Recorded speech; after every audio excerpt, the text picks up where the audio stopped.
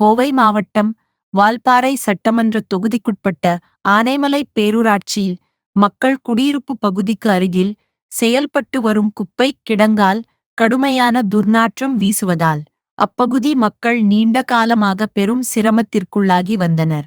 இந்த குப்பை கிடங்கை மக்கள் வசிப்பிட பகுதியிலிருந்து மாற்றி அமைக்க வேண்டும் என்று வால்பாறை தொகுதி வேட்பாளரும் தமிழக வெற்றி கழகத்தின் துணை பொதுச் செயலாளரும் முன்னாள் சட்டமன்ற உறுப்பினருமான மருத்துவர் ஸ்ரீதரன் அவர்களிடம் பொதுமக்கள் கோரிக்கை வைத்தனர். மக்களின் கோரிக்கையை ஏற்றுக்கொண்ட மருத்துவர் ஸ்ரீதரன் அவர்கள் சம்பந்தப்பட்ட இடத்தை நேரில் பார்வையிட்டு ஆய்வு மேற்கொண்டார்.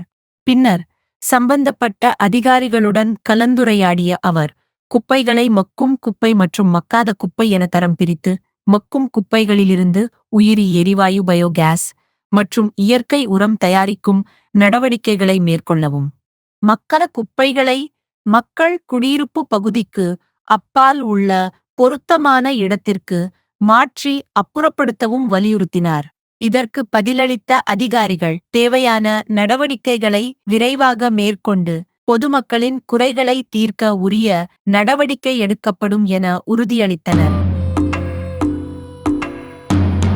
ஆனைமலை ஒன்றியத்தின் உடையகுளம் 3வது வார்டு பகுதியில் வசிக்கும் பொதுமக்கள் தங்கள் பகுதியில் சாலை, குடிநீர் வடிகால், தெருவிளக்கு உள்ளிட்ட அடிப்படை வசதிகளை மேம்படுத்தி தர வேண்டும் என வால்பாறை தொகுதி வேட்பாளரும் தமிழக வெற்றி கழகத்தின் துணை பொதுச் செயலாளரும் முன்னாள் சட்டமன்ற உறுப்பினருமான மருத்துவர் ஸ்ரீதரன் அவர்களிடம் மனு அளித்தனர்.